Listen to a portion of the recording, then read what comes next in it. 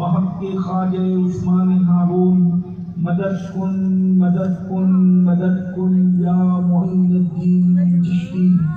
انتہائی احترام و عقیدت کے ساتھ اپنے اور ساری کائنات کے مرکز عقیدت انیس بے کساں چارہ ساز درد مندہ ہم غریبوں کے غمگسار ہم فقیروں کی سرورت شہریار حرم تاجدار حرم نوبہار شفاعت شب اسرا کے دولہ نوشے بزم جنت دانائے سبل مولائے کل ختم الرسل خسرو خوباں سیاح لامکہ وجہ کل فتام در اللہ المکنون سر اللہ المخزون عالم ما کانا وما یکون آب و دل انبیاء جان و دل اسقیاء مطلع ہر سعادت مقطع ہر سیادت خلاصہ کائنات فخر موجودات حضور احمد مجتبی محمد مصطفیٰ ارواحنا فدا صلی اللہ تعالی علیہ وآلہ وصحبہ وبارک وسلم کی بارگاہ بے کس پناہ میں جس طریقے سے پڑھاؤ سب مل کر بلند آواز سے پڑھیں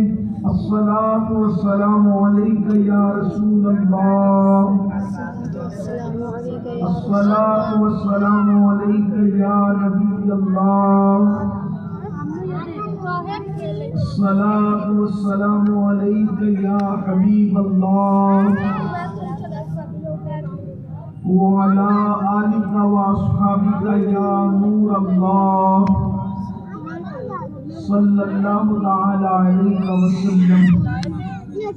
ان کی مہر نے دل کے غنچے کھلا دیے ہیں، جس راہ چل دیے ہیں کوچے بسا دیے ہیں۔ ایک دن ہمارا کیا ہے آزار اس کا کتنا، تم نے تو چلتے پھرتے مردے جلا دیے ہیں۔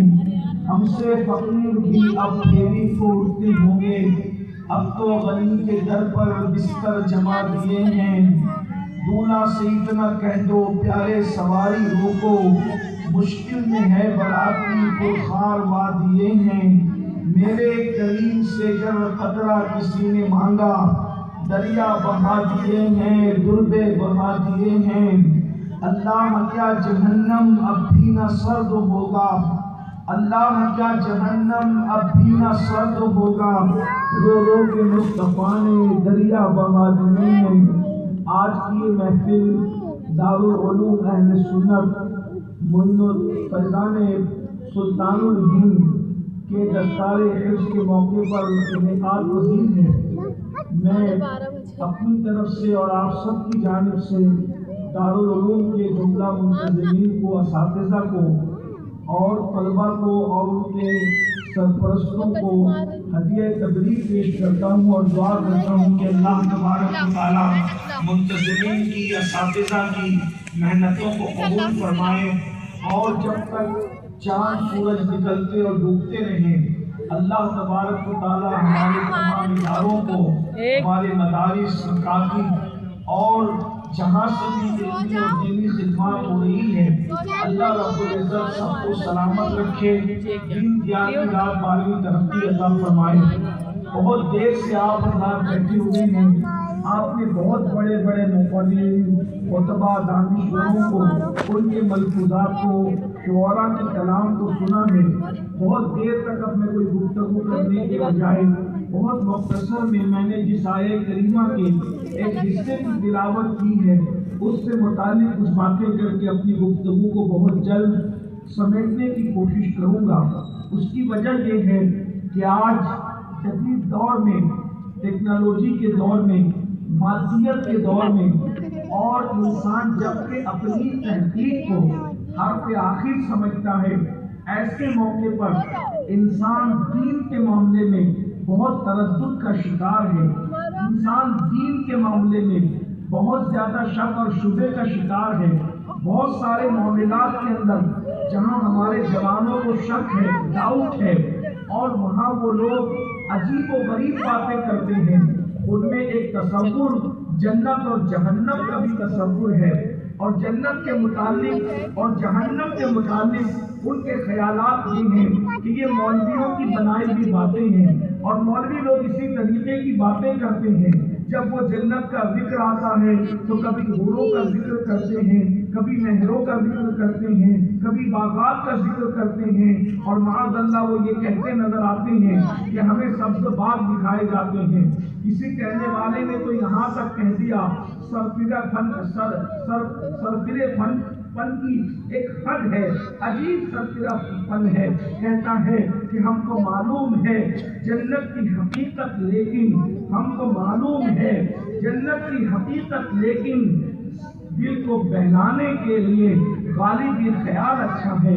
یاد رکھنا یہ دل کو بہلانے کی باتیں نہیں ہیں، بلکہ یہ وہ حقیقت ہے جس کا ذکر اللہ نے قرآن میں فرمایا ہے، جس کا ذکر رسول اللہ نے احادیث میں فرمایا ہے۔ جنت ہے، اور ایک بات یاد رکھنا، مصطفیٰ جان رحمت نے تو جنت کو دیکھا ہے، اللہ کے رسول نے تو جنت کو دیکھا ہے، اور جنت میں گئے بھی ہیں، اور جنت سے واپس بھی تشریف لائے ہیں، اور اپنے آگے آگے کسی کے قدموں کی آہٹ کو بھی سنا ہے۔ یہ ایک الگ سا عنوان ہے۔ اللہ کا ارشاد ہوتا ہے ان الابرار لفی نعیم وان الفجار لفی جحیم، کہ اللہ رب العزت نے نیکوں کے لیے جنت رکھی ہے اور اپنے نافرمانوں کے لیے جہنم رکھی ہے۔ اگر انسان جنت پر ایمان لے آئے تو یقیناً حصول جنت کے لیے ہی صحیح وہ کچھ اچھی کام کرے گا۔ حالانکہ ہمارا وطمع نظر اہل عشق کا جنت نہیں ہے، بلکہ اللہ کی رضا ہے۔ رضا الہی کے لیے ہم کرتے ہیں، رضا رسول کے لیے ہم کرتے ہیں، مگر بہرحال اور پھر اس کے بعد اگر حقیقت جہنم کو لوگ اس پر ایمان لے آئیں اور جہنم کی عذاب کو محسوس کر لیں تو انسان کم سے کم تصور سزا کے اندر ہی اپنے آپ کو گناہوں سے روکنے کی کوشش کریں۔ اس آیہ کریمہ میں جس کی میں نے تلاوت کی ہے اس میں اللہ تبارک و تعالیٰ نے ایمان والوں کو دو چیزوں کا حکم دیا ہے اور جہنم کا تذکرہ فرمایا ہے۔ ارشاد ہوتا ہے یا ایھا الذین آمنوا قوا انفسکم واہلیکم نارا، اے ایمان والو اپنے آپ کو بھی جہنم کی آگ سے بچاؤ اور اپنی اولاد کو بھی جہنم کی آگ سے بچاؤ۔ وقودها الناس والحجارہ، جس کا ایندھن انسان اور پتھر ہے۔ ذرا غور تو فرمائیں، اللہ نے دو ذمہ داری دی ہے، تم ایسے راستے پہ نہ چلنا جس راستے پر چل کر تم جہنم کا ایندھن بن جاؤ، اپنے بچوں کو اس راستے پہ چلنے مت دینا جس راستے پر چل کے تمہارے بچے جہنم کے عذاب کا شکار ہو جائیں۔ آپ جانتے ہیں جہنم کیا ہے؟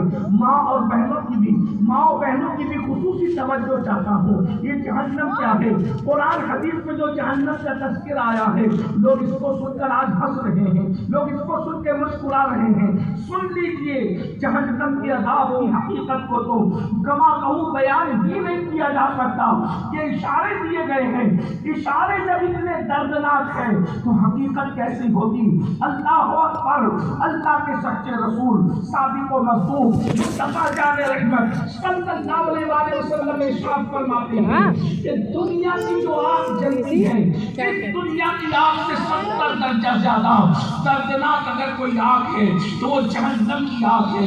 ایک روایت میں آیا ہے کہ دنیا کی آگ سے 69 درجہ زیادہ جس آگ میں حرارت ہے اسے جہنم کی آگ کہتے ہیں۔ فرمایا گیا 1000 سال تک جہنم کی آگ کو بھڑکایا گیا، اللہ اکبر، وہ سرخ ہو گئی، پھر 1000 سال تک بھڑکایا گیا، وہ سفید ہو گئی، پھر 1000 سال تک مزید بھڑکایا گیا، پھر وہ سیاہ ہو گئی، اب اس میں کوئی روشنی نہیں ہے۔ مجھے بتاؤ اپنے ہاتھوں سے چولہا سلگاتے ہو، اللہ اکبر، اس کی حرارت کو، اس کی گرمی کو ہم برداشت نہیں کر سکتے۔ ہائے وہ آگ جسے 3000 سال تک قدرت نے بھڑکایا ہو، جس میں کوئی روشنی نہیں ہے، جس میں کوئی اجالا نہیں ہے۔ اللہ اکبر! جنہوں نے جہنم کی حقیقت کو سمجھا تھا، جو سچے دل سے ایمان لائے تھے رسول اللہ کے فرامین پر، وہ راتوں کو اللہ کے عذاب کو یاد کر کے رویا کرتے تھے۔ اسی پر بس نہیں، اللہ کے سچے رسول صادق و مصدوق مصطفیٰ جان رحمت صلی اللہ علیہ وسلم ارشاد فرماتے ہیں جہنم کے متعلق، اللہ اکبر، کہ جہنم کے اندر جہنمیوں کو پینے کے لیے جو پانی دیا جائے گا، اگر اس کا ایک قطرہ سمندروں کے اندر ڈال دیا جائے تو سارے سمندروں کا پانی خراب ہو جائے، وہ استعمال کے قابل نہ رہے۔ اور جو جہنم کے اندر جہنمیوں کو کھانے کے لیے زقوم धूम यानी धुआं दिया जाएगा। अल्लाह अकबर। उसकी कैफियत ये है अल्लाह अल्लाह अल्लाह अकबर कि जब वो उनको चबाएंगे या वो उनको अपने मुंह में लेंगे तो कैफियत ये होगी उनकी आंखें कट कट की जो है वो पीछे के रास्ते से गिरेगी। और यहाँ तक फरमाया जब जहन्नम की आग में जहन्नमियों को जलाया जाएगा तो उनका होठ ऊपर का सुकर करके उनके माथे तक आएगा और नीचे का होठ उनके सीने पर लटक रहा होगा। अल्लाह के रसूल सल्लल्लाहु अलैहि वसल्लम फरमाते हैं जहन्नम में सबसे कम और हल्का अज़ाब जिस जहन्नमी को दिया जाएगा ये सबसे कम अज़ाब है, सबसे हल्का अज़ाब है, ताकि लोग अंदाजा लगा सकें। अपनी माँ और बहनों की खास तवज्जो चाहता हूँ, आपकी सबसे कम और हल्का अज़ाब जिस जहन्नमी को दिया जाएगा तुम्हारे और मेरे सच्चे रसूल फरमाते हैं वो ये कि उसके पैरों में आग की जूतियां पहनाई जाएगी। जहन्नम की आग की बनी हुई जूतियां उसके पैरों में पहनाई जाएगी। फिर मेरे आका फरमाते हैं उस आग की जूतियों का उसके सर पर असर ये होगा उसके सर में उसका भेजा ऐसे खौलने लगेगा जैसे चूल्हे पे रखी हुई हांडी के अंदर पानी खौलने लगता है और भेजा खोल खोल के उसके पैरों में गिर रहा होगा। अब जरा अंदाजा करें लखनऊ वालों, गिरद नवा से आने वालों, दस्तार बंदी की महफिल में, इस्लाही मुआशरा की महफिल में आने वालों जरा तसव्वुर करो जब सबसे हल्के अज़ाब का ये आलम है तो जो सबसे बड़ा अज़ाब होगा उसका आलम क्या होगा। और अल्लाह इरशाद फरमा रहा है बचा लो अपने आप को जहन्नम की आग से, बचा लो अपनी औलाद को जहन्नम की आग से। मेरे भाई तो हमने जहन्नम से बचने के लिए क्या इंतजाम किया है। हज़रत सैयदुना काब अहबार जहन्नम का जिक्र करते हुए फरमाते हैं अल्लाहु अकबर कि जहन्नम को बैल के नाक के एक सुराख जितना मशरिक की तरफ खोला जाएगा तो मगरिब में जितने लोग मौजूद होंगे उनके सरों में उनका भेजा खोलने लगेगा। मशरिक में जहन्नम खुलेगी कितनी, बैल के नाक के सुराख जितनी, अल्लाह अकबर वो भी एक सुराख जितनी। तो मगरिब में लोगों के सर के भेजे खोलने लगेंगे, उबलने लगेंगे। जिनको पूरा जहन्नम में डाल दिया जाएगा उनका क्या बनेगा, उनका क्या हाल होगा। अब जल्दी जल्दी से मैं पढ़ता हूँ जहन्नमी कौन है, जहन्नम में कौन कौन जाएगा ताकि आपको एहसास हो कहीं मैं जहन्नमी तो नहीं, कहीं मैं जहन्नम में तो नहीं जाऊंगा। कुछ लोग ये सोचते हैं हमने कलेमा पढ़ लिया है अब हम कुछ भी करें जन्नत में जाएंगे, अब हम मुरीद हो गए हैं हम कुछ भी करें जन्नत में जाएंगे। अल्लाह अकबर। याद रखना और अच्छी तरह याद रखना ये खाम ख्याली है कि मुरीद हो गए तो अब जहन्नम में नहीं जाएंगे, कलेमा पढ़ लिया है तो जहन्नम में नहीं जाएंगे। याद रखना हमारा ईमान है कि ज़र्रा बराबर भी जिसके दिल में ईमान है वो जन्नत में जाएगा। लेकिन ये किसने कह दिया कि जहन्नम में डाले बगैर जन्नत में चला जाएगा। इसलिए कि जहन्नम में जा सकता है ईमान वाला भी जा सकता है, बल्कि अल्लाह के रसूल अलैहिस्सलाम ने इरशाद फरमाया, आका करीम सल्लल्लाहु अलैहि वसल्लम फरमाते हैं जहन्नम के अंदर एक वादी है, उस वादी का नाम वादी हबहब है। अल्लाह अकबर। आका फरमा रहे हैं हम तो सिर्फ नक्ल कर रहे हैं, बतौर मफ़हूम नक्ल कर रहे हैं, सुन लीजिए और याद रखना। आज मुसलमान इसलिए गुनाहों पे बेबाक है कि उसको कुरान और हदीस का इल्म नहीं है और इल्म को आम करना जरूरी है। और इल्म को आम करने के लिए सबसे बड़ा जो जरिया है इल्म दीन के उसूल का, उसी को मदारिस कहते हैं, जामियात कहते हैं। ये जो बच्चे आज फारिग हुए हैं इनके जरिए से इल्म दीन आम होगा इंशाअल्लाह। मेरे आका ने फरमाया अल इल्म हयातुल इस्लाम, इल्म इस्लाम की जिंदगी है।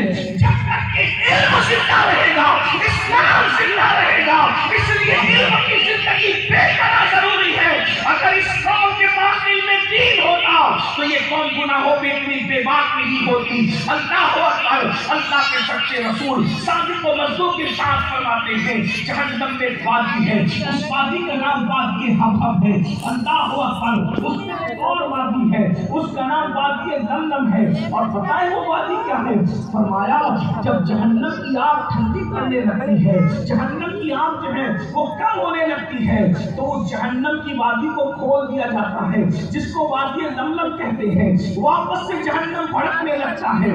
فرمایا گیا ایک دن میں 36 مرتبہ جہنم پناہ مانگتا ہے اس وادی سے جس کو وادی لملم کہتے ہیں۔ اس میں جو بچھو ہے وہ پختی اونٹوں کی طرح موٹے موٹے ہیں، ان بچھوؤں کی لمبائی 70 سال کا فاصلہ ہے۔ میرے آقا سے صحابہ نے پوچھا یا رسول اللہ، جس سے جہنم بھی پناہ مانگتا ہے، جہنم کے اس حصے میں کس کو داخل کیا جائے گا؟ تو میرے آقا فرماتے ہیں جو جان بوجھ کر نماز چھوڑ دیتے ہیں، جو نماز نہیں پڑھتے، اسے وادی لملم میں داخل کیا جائے گا۔ میں اپنے جوانوں سے پوچھتا ہوں، 5-5 گھنٹہ جلسے میں بیٹھنے والی قوم سے پوچھتا ہوں، 3-3 گھنٹہ فلم کے لیے بیٹھنے والے جوانوں سے پوچھتا ہوں، میرے بھائیوں ذرا بتاؤ کہ تمہارے اور میرے رسول نے فرمایا وادی لملم جس نے جہنم بھی پناہ مانگ رہا ہے، ایک دن میں 36 مرتبہ اس سے بے نمازی کو ڈالا جائے گا۔ آپ سے پوچھتا ہوں کیا اس عذاب کو برداشت کرنے کی طاقت ہے ہمارے اندر؟ اس عذاب کو برداشت کرنے کی قوت ہے ہمارے اندر؟ اللہ اکبر! جو انسان سگریٹ کا چٹکا برداشت نہ کر سکے، جو انسان اگربتی کا چٹکا برداشت نہ کر سکے، جو انسان اپنے ہاتھوں کے لائٹر کی آگ کو برداشت نہ کر سکے، جو انسان چراغ کی آگ کو برداشت نہ کر سکے، وہ جہنم کے دہکتے ہوئے شعلوں کو کیسے برداشت کرے گا؟ اپنے آپ سے پیار نہیں ہے تمہیں، اپنے آپ سے محبت نہیں ہے تمہیں۔ میں اپنی بہنوں سے بھی کہتا ہوں، میری بہنوں تم سب کے لیے ٹائم دے رہی ہو، نماز کے لیے ٹائم کیوں نہیں دے پا رہی ہو؟ کتنی سادگی سے لوگ کہتے ہیں مولانا ہمارے پاس نماز کے لیے ٹائم نہیں۔ 4 گھنٹے کچن میں کھڑے رہنے والی بہن 10 منٹ کے لیے نماز کے لیے ٹائم نکال لو، ورنہ یاد رکھنا یہ بے وفا دنیا ہے، یہ غدار دنیا ہے۔ دنیا سے بڑھ کر کسی کو بے وفا نہیں دیکھا گیا۔ اللہ اکبر!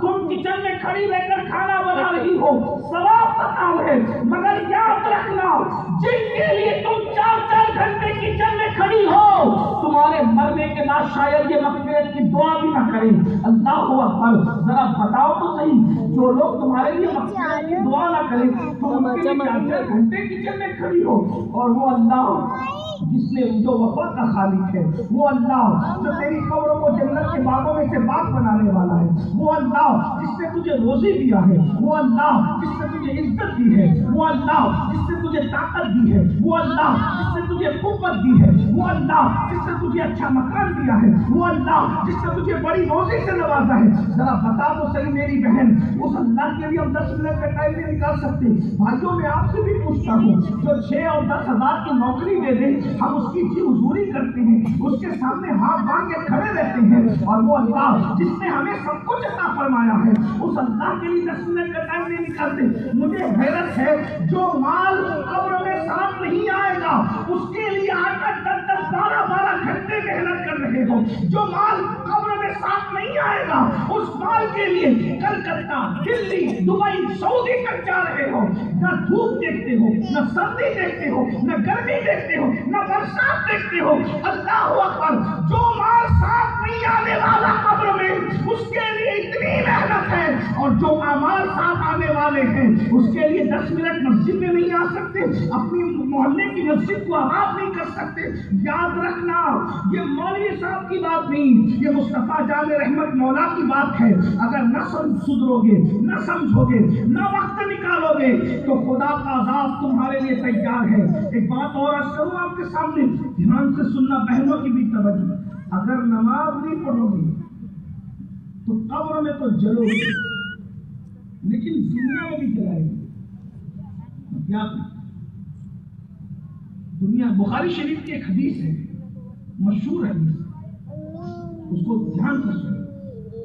اللہ کے رسول صلی اللہ علیہ وآلہ وسلم فرماتے ہیں میرا دل چاہتا ہے کہ میں کسی کو کہوں کہ وہ اذان دے اور کسی کو کہوں کہ وہ نماز پڑھائے، اور پھر فرماتے ہیں میں محلے میں نکل جاؤں، بستی میں نکل جاؤں اور ان گھروں کو آگ لگا دوں اپنے ہاتھوں سے جس گھر کے لوگ مسجد میں نماز پڑھنے کے لیے نہیں آئے۔ یہ حدیث مشہور ہے، بہت بیان ہوتی ہے، اکثر بیان ہوتی ہے۔ دھیان سے سننا، میں نے آپ کو پہلے ہی کہا تھا کہ میں آپ سے زیادہ ٹائم آپ کا نہیں لوں گا، اور میں اپنی بات پر انشاءاللہ قائم رہوں گا. بہت مختصر میں آپ سن تو بہت اچھے سے رہیں لیکن ٹائم زیادہ ہوا ہے. دھیان سے سننا.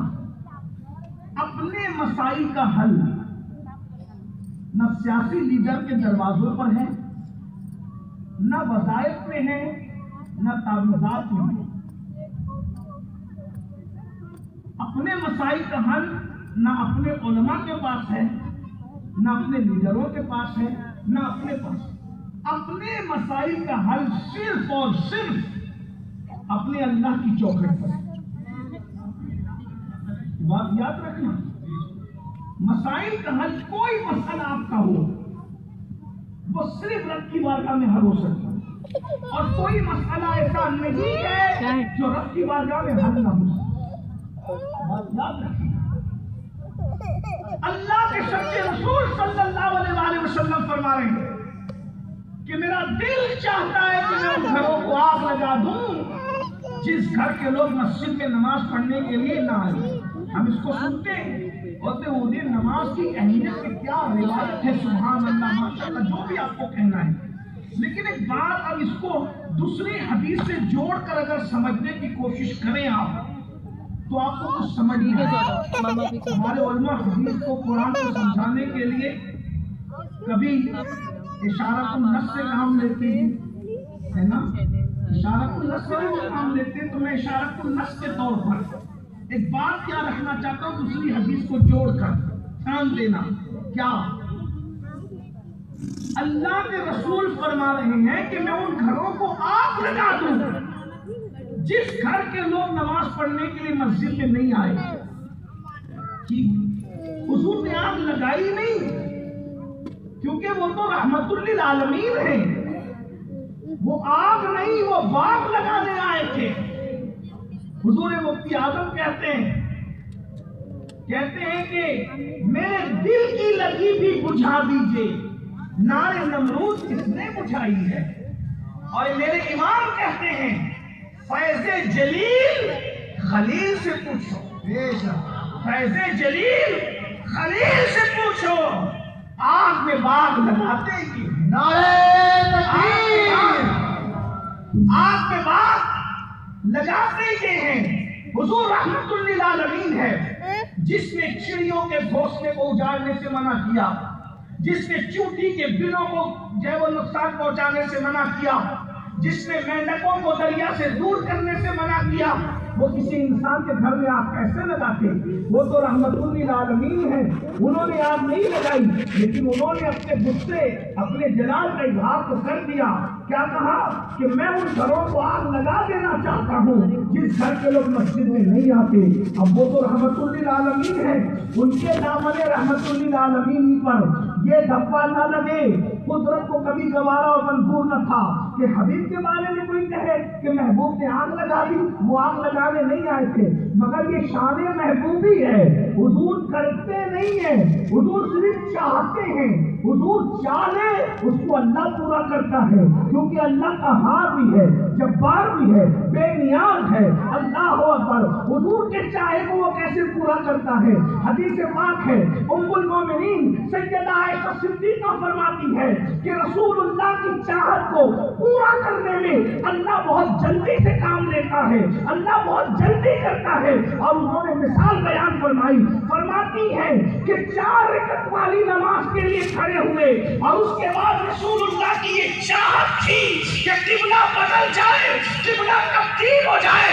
حضور نے بولا نہیں، حضور نے عرض نہیں کیا، حضور نے دعا نہیں کی، صرف چاہا 4 رکعت والی نماز شروع کر کے چاہا کہ قبلہ بدل جائے. لیکن اللہ اکبر زبان سے کچھ نہیں کہا. نگاہ اٹھتی ہے، جھکتی ہے، اٹھتی ہے، جھکتی ہے. اور پھر آیت آ جاتی ہے قد نرى تقلب وجهك في السماء فلنولينك قبلة ترضاها. اے پیارے ہم تمہارا یہ بار بار آقا نگاہیں آسمان کی طرف اٹھانا دیکھتے ہیں. اور پھر کیا کہا؟ یہاں مسجد حرام کا ذکر نہیں ہے، مسجد حرام کا ذکر بعد میں آتا ہے. پہلے یہ ہو رہا ہے قبلة ترضاها. آپ کی رضا جس میں ہے ہم اسی کو قبلہ بنا دیں گے. ہمیں کو تکلیف سے پیارے جس میں تیری رضا ہے اسی کو کیوں نہ بنا دیں گے.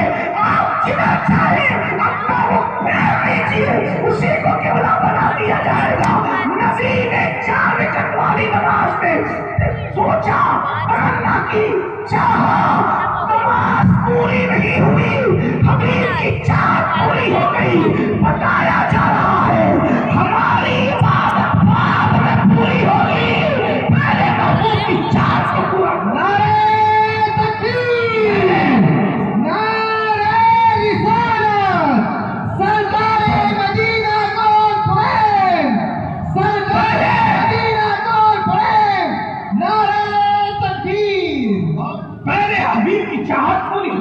نماز بعد میں ہوئی, پہلے چاہتے مصطفیٰ, خدا کی رضا چاہتے ہیں تو خدا چاہتا ہے رضا محمد. آج کل اسکول کالج کے چھوکرے کہتے ہیں نبی کے چاہنے سے کیا ہوتا ہے. میں نے کہا بچوں, نبی کے چاہنے سے قبلہ بدل جاتا ہے. نبی کے چاہنے سے قبلہ بدل جاتا ہے. نبی کے چاہنے سے کیا. تو ایک بات سمجھ میں آئی. اب ایک بات اور سن لیں, نبی کے چاہنے سے قبلہ تو بدلا, اللہ اپنا قانون بھی بدلتا ہے. سوچو فرمانا, میں بڑی ذمہ داری سے, اللہ نبی کے چاہنے سے اپنا قانون بدلتا ہے. ایک بات رکھتا ہوں سمیٹتے ہوئے, اللہ کا قانون ہے فَانكِحُوا مَا طَابَ لَكُم مِّنَ النِّسَاءِ مَثْنَىٰ وَثُلَاثَ وَرُبَاعَ فَإِنْ خِفْتُمْ أَلَّا تَعْدِلُوا فَوَاحِدَةً, کہ تم نکاح کرو جو عورتیں تمہیں پسند آئیں, جو تمہارے من کو بھائیں, 2 3 4, اور اگر ان کے درمیان انصاف نہ کر سکو تو ایک ہی کرنا. یہ حکم کس کے لیے ہے؟ ہر مسلمان کے لیے. بولو بھائی, جب یہ حکم ہر مسلمان کے لیے, یہ آیت ہر مسلمان کے لیے ہے, حکم نہیں, یہ آیت جب مسلمان کے لیے ہے, مثنیٰ و ثلاثہ و رباع, یہ جو اللہ رب العزت کا فرمان آیا ہے, تو یہ اس میں کیا مولا علی شامل نہیں ہے؟ اس میں مولا علی قانون ہے اللہ کا. یہ تو صدیق اکبر کے لیے بھی ہے, یہ فاروق اعظم کے لیے بھی ہے, یہ عثمان غنی کے لیے بھی ہے, اور یہ مولا علی کے لیے بھی ہے, یہ آپ کے لیے بھی, میرے لیے بھی ہے. بولو ہے کہ نہیں؟ قانون سب کے لیے آیا کہ نہیں؟ لیکن رسول اللہ نے کیا کہا, علی جب تک فاطمہ حیات ہے تم دوسرا نکاح نہیں کر سکتے. بولیے, اللہ نے کہا محبوب میں نے اجازت دی, تم کیوں منع کرتے ہو؟ کہاں اللہ نے؟ بولو بھائی کوئی ثبوت ملتا ہے؟ نہیں. کیوں نہیں ملتا؟ کیونکہ اللہ کا, ہم نبی کو اللہ کا شریک نہیں مانتے بلکہ اللہ کا حبیب مانتے ہیں. یہ کیوں اور کیا؟ چنانچہ اگرچہ تیرا میرا کب ہوتا ہے؟ جب آدمی پارٹنر ہوتا ہے, شریک ہوتا ہے, تو یہ باتیں ہوتی ہیں کہ میں نے یہ کیا تو تو نے یہ کیوں کیا, ہے نا اس میں. کیونکہ آدمی جب پارٹنر ہوتا ہے, ہم نبی کو پارٹنر نہیں مانتے, ہم نبی کو شریک نہیں مانتے. یہ ہم پہ الزام ہے کہ یہ نبی کو اتنا بڑھا دیتے ہیں کہ خدا کا شریک کر لیتے ہیں. ہم نے کہا ارے جب ہم اپنے باپ کو گھٹا بڑھا نہیں سکتے تو رسول پاک کو کیا گھٹا بڑھا سکیں گے؟ اللہ اکبر, اللہ اللہ, باپ اتنا بڑا ہے. بولو آج تک کسی نے اللہ اکبر, چاہے وہ اپنی بیوی کو فہرست سے باہر کیا, وہ بیوی نہ رہی, بیوی کی فہرست سے نکلا دیا تو بیوی نہ رہی, دوستوں کو کاٹ دیا وہ دوست نہ رہا, دشمن بن گیا. اسی طریقے سے اور قیاس کر لے, کیا کوئی اپنے باپ کو ختم کر سکتا ہے کہ باپ آپ کا باپ نہ رہے؟ باپ آپ کا باپ نہ رہے, آپ اس کو ختم کر سکتے ہیں؟ مجھے بتاؤ, جس کو خدا نے باپ بنایا, نہ جب اس کو گھٹا سکتے ہو نہ بڑھا سکتے ہو, تو جس کو خدا نے رسول پاک بنایا تو اس کو کیسے گھٹا بڑھا سکتے ہیں؟ جب باپ گھٹ کر نہیں سکتا, اس لیے کہ بڑھاؤ گے تو دادا بنے گا, گھٹاؤ گے تو بیٹا بنے گا. بولو ہے کسی کا باپ ایسا جو کبھی بیٹا بن جائے کبھی دادا بن جائے؟ نہیں نا، باپ باپ ہی رہتا ہے. سارے 73 فرقوں کے مولوی بھی اگر اجتماعیت کے ساتھ کہیں اب سے فلاں کے ابا ابا نہیں بلکہ بیٹے کہلائیں گے، بولو ہوگا ایسا؟ نہیں ہوگا. یا دادا کہلائیں گے، ہوگا ایسا؟ نہیں. پتا چلا جس کو خدا باپ بناتا ہے تم سب مل کے بھی نہ گھٹا سکتے ہو نہ بڑھا سکتے ہو. تو جس کو خدا اپنا محبوب رسول پاک بناتا ہے اس کو کیسے گھٹا بڑھا سکتے ہو؟ رہی بات یہ کہ ہم پہ جو الزام ہے دراصل تم سمجھے نہیں. ایک بات بتاؤں، ہم نبی کو کیوں شریک مانے؟ کیونکہ شریک میں تو جھگڑا بھی ہوتا ہے، لڑائی بھی ہوتی ہے، اختلاف بھی ہوتا ہے، پارٹنرشپ ختم بھی ہو جاتی ہے. ہم کہتے ہیں نبی کو شریک ماننے میں فائدہ نہیں ہے، نبی کو حبیب ماننے میں فائدہ ہے. شریک اور حبیب میں کیا فرق ہے؟ یاد رکھنا. پاٹنہ سے حساب کتاب ہو رہا تھا اور 5,000 کدھر گئے، 50 کدھر گئے. ایسے میں بیٹا آیا، ابو نیا موبائل نکلا ہے، کتنے کا بیٹا؟ 2.5 لاکھ کا. جاؤ لے لو. کوئی سوال کرے گا؟ ارے 50 روپے پہ 5,000 روپے میں جھگڑا کر رہا تھا، ادھر حساب کتاب کر رہا تھا، ادھر 2.5 لاکھ اٹھا کے دے دیا. تو آدمی کیا کہے گا؟ ارے یہ شریک ہے وہ حبیب ہے اور حبیب کے لیے ہی تو کمایا جا رہا ہے. بات سمجھ میں آتی کہ نہیں؟ سبحان اللہ. میرا نبی خدا کا شریک نہیں ہے، حبیب ہے. اگر شریک ہوتے تو سورج ڈوبا ہوا پلٹاتے معاذ اللہ ثم معاذ اللہ، تو کہا جاتا ڈبایا ہم نے، نکالا کیوں تم نے؟ اگر شریک ہوتے، وہ شریک نہیں ہے اور خود ڈبایا خدا نے، نکالا نبی نے. اللہ نے نہیں کہا کیوں نکالا، بلکہ کہا جا رہا ہے آج ڈبایا ہی اس لیے تھا تاکہ تمہاری طاقت لوگوں کو پتا چلے. جب اب تو ہوگی امت کا یہ عالم ہے تو اللہ ہوگی امت کا عالم. نبی نے چاند کو ٹکڑے کیے نا، تو یہ نہیں کہا ہم نے بنایا تو نے ٹکڑے کیوں کیا، بلکہ بتایا محبوب بنایا اسی لیے تھا کہ تم اشارہ کر کے ٹکڑے کرو گے تو لوگوں کو پتا چلے گا. جب بندے کی طاقت ایسی ہے تو خدا کی طاقت کیسی ہے نا یہ بات. تو اللہ نے کہا 2 3 3 4 4 اور عدل نہ کر سکو تو صرف ایک. یہ تو مولا علی کے لیے بھی ہے، لیکن حضور نے کہہ دیا تم فاطمہ کی موجودگی میں دوسرا نکاح نہیں کر سکتے. مولا علی نے بھی مان لیا، اللہ نے بھی کوئی بات نہیں فرمائی. کیوں؟ حبیب ہم تیرے لیے اپنا قانون بھی بدل ہیں. حبیب تیرے لیے اپنا قانون بھی ہے، تیرے لیے اپنا قانون بھی. ایک اور بات بتاؤں، حضور علیہ السلام سفر میں 4 رکعت نماز پڑھ رہے ہیں.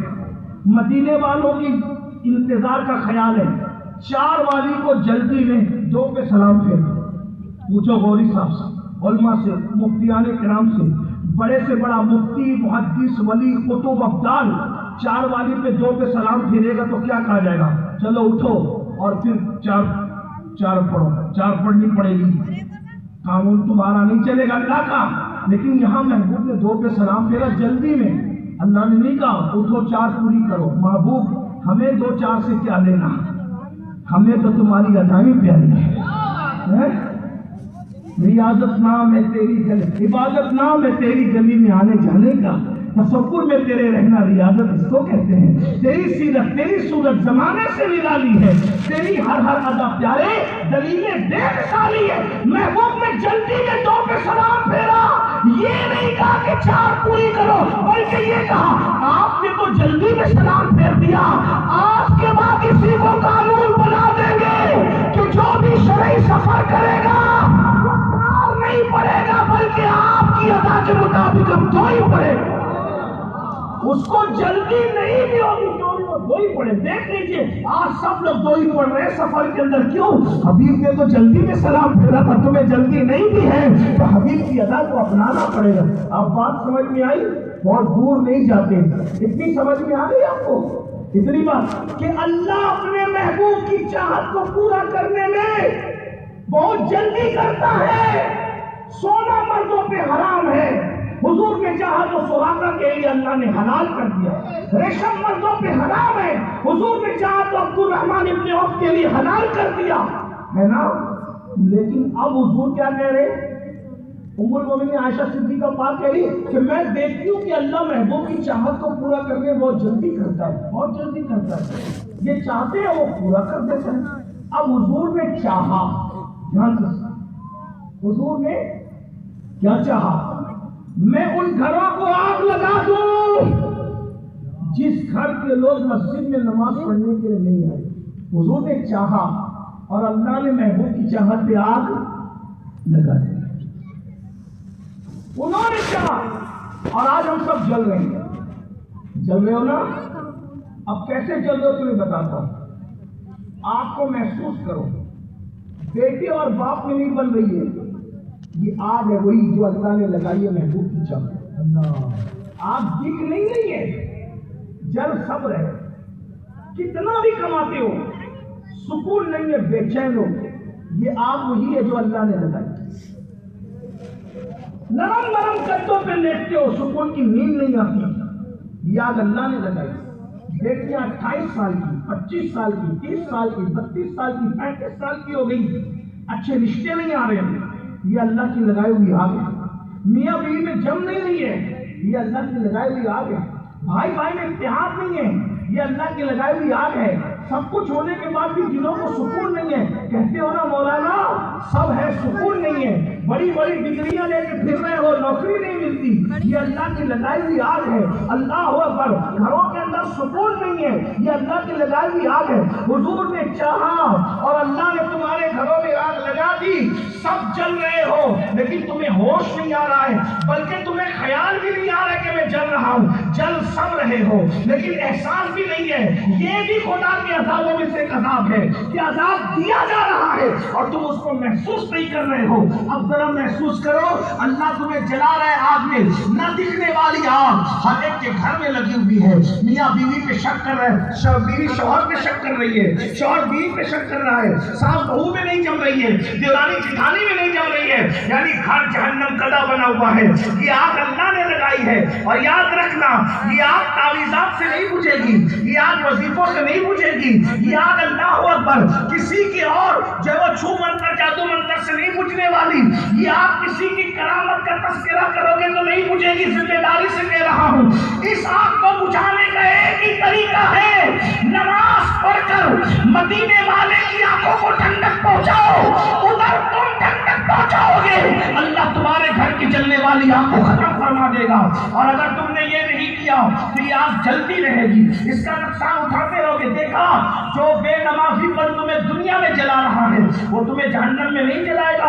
اس لیے میرے بھائیوں آؤ 10 منٹ کا ٹائم نکال لو نماز کے لیے، صرف 10 منٹ کا ٹائم، آج سے نمازی بننے کی کوشش کرو۔ اور یاد رکھنا آپ کیا سمجھتے ہو نماز کی برکت سے کیا نہیں ملتا؟ کچھ لوگ سوچتے ہیں ارے یہ ماں لوگ ہمیں ایسے ہی کرتے ہیں۔ میرے بھائی اگر تم متقی بن جاؤ، نمازی بن جاؤ تو نماز کی برکت سے جب اللہ ملتا ہے غور کرنا کیا نہیں ملتا؟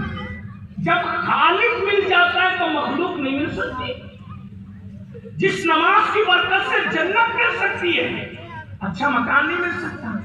اور ایک بات آپ کو بتاؤں، لوگ بہت پریشان ہیں اس چیز کو لے کر کے کہ آپ لوگ کہتے ہو کہ نیکی کرو نیکی کرو تو سب اچھا اچھا ہوگا، سب بھلا بھلا ہوگا۔ نیکی سے بھلا کیسے ہو سکتا؟ ابھی جیسے میں نے کہا گناہ کرو گے تو اچھے رشتے نہیں آئیں گے، نیکی کرو گے تو اچھے رشتے آئیں گے۔ لڑکے بھی پریشان، لڑکے بھی پریشان، رشتے اچھے نہیں آ رہے تو پسند نہیں آ رہے۔ میں نے کہا اس میں بھی گناہ کا عمل دخل ہے۔ آپ کیا سمجھ رہے؟ ڈگری ہونے کے بعد نوکری نہیں، یہ بھی گناہ کی وجہ سے۔ گھر میں سکون نہیں بھی، قرآن کہہ رہے وما اصابکم من مصیبت فبما کسبت ایدیکم، کہ تم پر جو مصیبت آتی ہے وہ تمہاری برائیوں کی وجہ سے، تمہارے عمل کی وجہ سے۔ ابھی 4-5 گھنٹے سے علماء کرام کہہ رہے آپ بیٹھے ہوئے ہیں، کتنے لوگ ہیں جو عشاء پڑھ کر آئیں اور کتنے جو جا کے عشاء پڑھیں گے یا فجر پڑھیں گے؟ نماز کو بہت ہلکے میں لیا جا رہا ہے۔ میں معاف کیجیے گا، میں بہت دکھی ہوں اس پر۔ اور میں تو اگر لوگوں کے مجھے جو ہے وہ معاذ اللہ بوریت کا خوف نہ ہوتا تو میں پوری زندگی نماز پر ہی گفتگو کرتا، کیونکہ قرآن میں اللہ نے کم و بیش 700 مرتبہ نماز کا حکم دیا اور اللہ کے رسول نے فرمایا کہ جس نے جان بوجھ کے نماز چھوڑ دی وہ اللہ کی امان سے خارج ہو جاتا ہے، اللہ کی امان سے باہر ہو جاتا ہے۔ حضور فرمائے اور فرمایا میں محمد اس سے بیزار ہوں، قیامت کے دن اس کے ساتھ میرا کوئی وعدہ نہیں ہے۔ کہاں ہو بھائی؟ اگر تم جنت کے لیے حضور کے پاس جاؤ گے، حضور کہہ دے کہ کیا تم نے میرا فرمان نہیں سنا تھا کہ جس نے جان بوجھ کے نماز چھوڑ دی اس کے ساتھ میرا قیامت کے دن کوئی وعدہ نہیں، آج جا تیرے ساتھ کوئی وعدہ نہیں، کیا کرو گے؟ مسجدوں کی طرف آؤ، نماز کی طرف آؤ۔ ہر بندہ چاہ رہا ہے میرے بچے سدھر جائیں، میں کہتا ہوں آسان ہے، اپنے بچوں کو نمازی بناؤ، نمازی بنانا آپ کا کام ہے۔ نماز میں وہ تاثیر ہے کہ نماز کی برکت سے انسان کی زندگی خود بخود بدلنے لگتی ہے۔ قرآن کہتا ہے اِنَّ الصَّلَاةَ تَنْہَىٰ عَنِ الْفَحْشَاءِ وَالْمُنکَرِ کہ نماز ہر برائی اور بے حیائی سے روک لیتی ہے۔ بس میں اپنی دو باتیں مختصر میں کہہ کے ختم کر رہا ہوں، دھیان دینا۔ ایک جوان کی شکایت کی صحابہ نے، یا رسول اللہ ایک جوان ایک گناہ کرتا ہے، پوچھا وہ نماز بھی پڑھتا ہے؟ ہاں نماز بھی پڑھتا ہے۔ فرمایا ایک دن اس کی نماز اس کو گناہ سے روک لے، اور ایسا ہی ہوا۔ فاروق اعظم کے دور میں ایک لڑکی تھی، ایک جوان نے اس کو چھیڑا۔ ہر دور میں چھوکرے لاؤبالی ہوئے، کبھی کم کبھی زیادہ، ماحول رہتا ہے، سب ماحول کا اثر لڑکوں پہ رہتا ہے۔ فاروق اعظم کا دور ہے، لڑکے نے لڑکی کو چھیڑ دی، اور جب چھیڑا تو کہا آپ سے مجھے محبت ہو گئی۔ لڑکی نے کہا محبت ہو گئی تو میں کیا کروں؟ تو کہا شادی کر لیتے ہیں۔ کہا ایک کام کرو، دوبارہ ملنے کی کنڈیشن اور شرط یہ ہے کہ میرے امام سیدنا فاروق اعظم کی اقتداء میں 40 دن تک نماز باجماعت پڑھو، پھر 41ویں دن ہم تم سے ملاقات کریں گے۔ یہ کنڈیشن تھی دوبارہ ملنے کی۔ مرتا کیا نہ کرتا، محبت میں جب ڈوب ہی گیا تھا تو سب کرنا تھا۔ آج کل کے لڑکے نہیں کرتے، ماں کو کبھی نہیں کہیں گے کہ میں تیرے لیے آسمان کے تارے توڑ کے تیرے قدموں میں لا سکتا ہوں، لیکن اسکول کی چھوکریوں کو ضرور کہیں گے۔ ہنسنے کی بات یہ نہیں ہے، دکھ کی بات ہے، دکھ کی بات ہے۔ جس ماں نے 9 مہینے پیٹ میں رکھا اس کو نہیں کہنا کچھ، جس ماں نے 2 سال تک کے اپنے سینے کا خون بشکل دودھ تمہارے منہ میں منتقل کیا، اس سے پیار نہیں کرنا۔ وہ 24 گھنٹے بیٹھی ہے کہ میرا بیٹا میری خیریت تو پوچھے، آپ کے پاس ٹائم نہیں ہے، اور 2 گھنٹے اس سے بات ہو رہی ہے جس سے آپ کا کوئی رشتہ ہی نہیں، کوئی تعلق ہی نہیں ہے۔ آپ بتائیں اگر سینے کے اندر محبتیں اتنی ٹھانٹے مار رہی ہے تو حقدار تو پہلے ماں تھی نا، جو ماں سے خیریت بھی نہیں پوچھتے۔ بتائیے ماں کو کبھی ایک گلاب کی پنکھڑی لا کر کے نہیں دی، موبائل گفٹ کیے جا رہے ہیں گھمانے کے بہانے سے، یہ کرنے سے۔ یاد رکھنا لڑکے اور لڑکی کی کسی دوستی جو شادی سے پہلے ہو، اسلام اس کی اجازت نہیں دیتا۔ جو لوگ دیتے ہیں وہ جانے، ہمارا مذہب نہیں دیتا۔ ہمارے مذہب کی پوترتا، ہمارے مذہب کا تقدس یہ ہے کہ اگر جنت کا ماحول ہو جس کے لیے قرآن کہتا ہے اِلَّا قِيلًا سَلَامًا سَلَامًا کہ وہاں سلامتی کے سوا کچھ نہیں ہے، اور آدم جیسا معصوم ہو اور حوا جیسی محفوظ ہو، اور شادی سے پہلے حوا آدم سے ملنا چاہے اور آدم حوا سے ملنا چاہے تو اللہ روک دیتا ہے، ابھی قریب مت جانا آدم، توجہ تو کرے، جنت ہے، فرشتوں کی موجودگی ہے، اتنا خوبصورت ماحول ہے، آدم جیسا معصوم ہے، حوا جیسی محفوظ ہے، اور آدم علیہ السلام کی عرضی پر حضرت حوا کو اللہ نے حضرت آدم کی بائیں پسلی سے پیدا کیا ہے۔ جب حضرت حوا کو دیکھا حضرت آدم نے، انسان کی فطرت ہے مرد کی، جہاں عورت دکھی متوجہ ہوتا ہے مرد۔ حضرت آدم علیہ السلام، اللہ کے پیغمبر نے جب حضرت حوا کو دیکھا، حوا میرے لیے بنی، حضرت آدم بڑے، اللہ نے کہا آدم حوا کے قریب نہیں جانا، کیوں؟ ابھی تمہارا ان کا نکاح نہیں ہوا۔ بتاؤ جب جنت کے ماحول میں نکاح سے پہلے حضرت آدم کو حوا سے ملنے نہیں دیا، آدم جیسے معصوم کو پوچھو علماء سے معصوم کا مطلب کیا ہوتا ہے؟ معصوم کا مطلب اگر میں اپنے عقیدے کے اعتبار سے اور عقیدت کے اعتبار سے بتاؤں، غلطی، گناہ اور پاپ جس کے قریب سے بھی گزر کر نہ جا سکے اسے معصوم کہتے ہیں۔ انبیاء معصوم ہیں، فرشتے معصوم ہیں، اسی لیے ہمارے یہاں معصومیت کا عقیدہ یہ ہے کہ انبیاء اور فرشتوں کے علاوہ ہم کسی کو معصوم نہیں مانتے. محفوظ تو کہتے ہیں، معصوم نہیں کہتے. بہت سارے لوگوں کو اولیاء اللہ کو بھی ہم معصوم نہیں مانتے، صحابہ کو بھی معصوم نہیں مانتے، محفوظ مانتے، معصوم نہیں مانتے. ذرا غور کریں، معصومیت کتنا بلند مرتبہ ہے، مگر معصوم سے کہا جا رہا ہے ابھی تم حوا کے قریب نہیں جا سکتے کیونکہ نکاح نہیں ہوا. اور ہماری بیٹیاں نکاح سے پہلے لڑکوں کے ساتھ بائک پہ گھوم رہی اور ماں اس کو گائیڈ کرتی ہے. آج کل تو نیا دور ہے، جا سکتے بھابیاں گائیڈ کرتی ہے، بڑی بہنیں گائیڈ کرتی ہے. اللہ اکبر. منگی کر کے ساتھ بھی اسلام، منگی کر کے ساتھ بھی اسلام اس لڑکی کو گھومنے پھرنے اور اکیلے رہنے کی اجازت نہیں دیتا. جیسا عام لڑکا اجنبی ہے ویسے اس کا منگیتر بھی اجنبی ہے. اور یہ جو منگیتروں کے ساتھ فوٹو نکل رہے، ویڈیو بن رہے، بائک پہ اور پارکوں میں گھوما جا رہا ہے، اور شادی سے پہلے سب کچھ ہو جاتا ہے اور بعد میں پھر کیا ہوتا ہے؟ بولے کہ اب تو یہ سمجھ میں نہیں آتی. ساری دنیا دیکھ چکی کہ اس کے ساتھ بائک پہ گھوم رہی تھی، جب شادی سے پہلے ہی چھوڑ دیا اب اس کو اچھے رشتے نہیں آ سکتے. کیوں؟ آگ لگی. یہ ایسی آگ لگی کیونکہ تم نے شریعت رسول کو پیٹ کے پیچھے ڈالا. میرے بھائیوں، اور میں قوم کی بیٹیوں سے بھی کہتا ہوں، اے قوم کی بیٹی، اگر تجھے کوئی کہتا ہے کہ میں تیرے لیے آسمان کے تارے توڑ کے تیرے قدموں میں لا دوں گا تو میری ہو جا، اس ظالم کی بات پہ کبھی بھروسہ مت کرنا. کیوں؟ جو اپنی ماں کو پیار نہیں دے سکتا وہ تجھے کیا پیار دے گا؟ یہ تو نفسانی خواہشات کا شکار ہے. یہ تو شیطان بن کے تیرے پاس آ رہا ہے. یہ تو بھورا بن کے تیرے پاس ایسے ہی آ رہا ہے جیسے کوئی پھول کے پاس بھورا جاتا ہے اور اس کے رس کو چوس لیتا ہے، دوبارہ اس پہ توجہ نہیں کرتا. اتنی بھولی نہ بنو قوم کی بیٹیاں.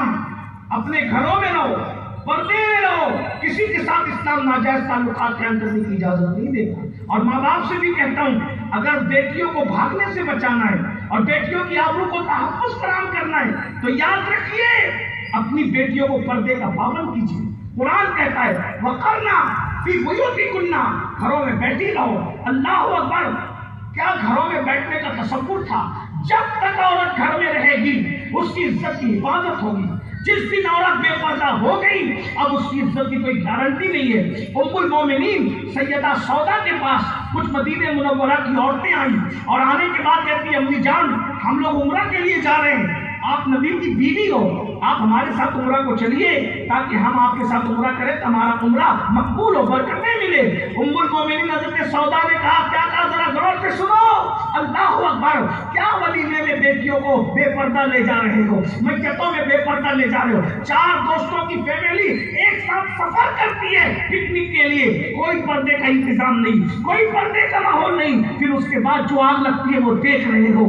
اللہ اکبر. جب شریعت کی دھچیاں اڑاؤ گے خدا تمہارے شبستان میں بہار رہنے نہیں دے گا. اس لیے شریعت کے پابند رہو گے تو یہاں بھی بہاریں ہوگی، وہاں بھی بہاریں ہوگی. قرآن کہتا ہے وَلِمَنْ خَافَ مَقَامَ رَبِّهِ جَنَّتَانِ، جو اللہ کی بارگاہ میں کھڑے ہونے سے ڈر گیا یعنی گناہ سے بچ گیا اللہ اسے 2 جنتیں عطا کرے گا. صوفیہ کہتے ہیں اللہ اس کی دنیا کو بھی جنت بنا دے گا، اس کی آخرت میں اسے جنت عطا فرما دے گا. یعنی 2 جنتیں تمہیں مل جائے گی. ایک تو جنت کا تو وہ کہ اللہ جنت میں 2 جنتیں عطا کرے گا، اور ایک یہ کہ دنیا بھی جنت بن جائے گی، آخرت میں بھی جنت عطا کی جائے گی. خدا کے لیے شریعت کی حدوں کو مت پھلانگو. اللہ اکبر. میرے آقا نے فرمایا اگر مریم جیسی خاتون ہو اور داؤد جیسا مرد ہو اور دونوں ایک ساتھ اکیلے رہنا چاہیں تو میں مریم جیسی عورت کو داؤد جیسے معصوم کے ساتھ اکیلے رہنے کی اجازت نہیں دے سکتا. میرے بھائیوں بتاؤ، آج بچیاں اکیلے پکنک پہ جا رہی ہے، اکیلے کسی اجنبی کی بائک پہ بیٹھ کے جا رہی ہے، فون پہ لمبی لمبی باتیں کر رہی ہے، ماں باپ روکنے کو تیار نہیں ہے. آج یہ وہ کیا تقدس کا ماحول تھا. ام المومنین حضرت سودا کو جب نفلی عمرہ کی دعوت دی گئی تو ام المومنین نے کہا بیٹیو تم جاؤ عمرہ کرنا، تمہیں مبارک ہو. میں نے جانے کائنات روح کائنات جان ایمان محمد الرسول اللہ کے ساتھ حج بھی کیا عمرہ بھی کیا، میں حج بھی کر چکی ہوں عمرہ بھی کر چکی ہوں، اب قرآن مجھے کہتا ہے وَقَرْنَا فی بیوتکن، اپنے گھروں میں بیٹھی رہو۔ نفلی عمرہ سے مجھے زیادہ افضل لگتا ہے کہ اپنی عزت اور آبرو بچا کر کے میں گھر میں بیٹھی رہوں، میں گھر کے باہر نہیں نکلوں گی یہاں تک کہ مجھے موت آ جائے اور میرا جنازہ میرے گھر کے باہر نکالا جائے۔ ذرا غور کرنا، وہ اپنی آبرو کے تحفظ کے لیے نفلی عمرہ کے لیے سفر نہیں کر رہی ہے، اور آج کل کی بیٹیاں فلموں میں تک جا رہی ہیں، گارڈنوں میں تک جا رہی ہیں، اجنبی مردوں کے ساتھ تک نکل رہی ہے۔ خدا کے لیے اپنے گھروں کا جائزہ لو، خیال کرو۔ اللہ اکبر، اس لڑکی نے جب اس کو کہا، اس لڑکے نے کہ تجھ سے محبت ہوگی، تو اس نے کیا کہا 40 دن میرے امام فاروق اعظم کے پیچھے نماز پڑھ، 41 دن پھر ملیں گے، پھر بات کریں گے۔ مرتا کیا نہ کرتا، 40 دن فاروق اعظم جیسے امام کے پیچھے نماز پڑھی، 40 دن پڑھی نماز، 41ویں دن اس نے دیکھا کہ وہ لڑکا نہیں آیا، کوئی خبر ہی نہیں، تو اپنی کنیز کو بھیجا اور کہا کہ جاؤ اس سے پوچھو اب کیا خیال ہے۔ کنیز نے کہا کیا خیال ہے؟ کہا اس سے کہہ دینا جب تک یار دل میں نہیں بسا تھا نگاہیں آوارگی کرتی تھی، عمر کے پیچھے 40 دن نماز پڑھی تو میرا دل بدل گیا، اب دل میں یار بس گئے، اب کسی کے لیے گنجائش باقی نہیں رہی۔ ذرا غور تو فرمائیے، نماز کی تبدیلی ہے، نماز کی برکت۔ اگر چاہتے ہو کہ بچی آوارگی نہ کرے، نمازی بناؤ، بیٹیاں آوارگی نہ کریں، نمازی بناؤ۔ اور یہ ساری چیزیں آج میں نے کوئی جو بیان کی، کوئی نئی لگی آپ کو؟ نئی لگی، لیکن یہ نئی نہیں ہے، یہ سب بہت برسوں صدیوں پرانی باتیں ہیں، مگر آپ کو نئی کیوں لگی؟ اس لیے کہ آپ نے علم نہیں پڑھا، آپ کو معلومات ہی نہیں ہے۔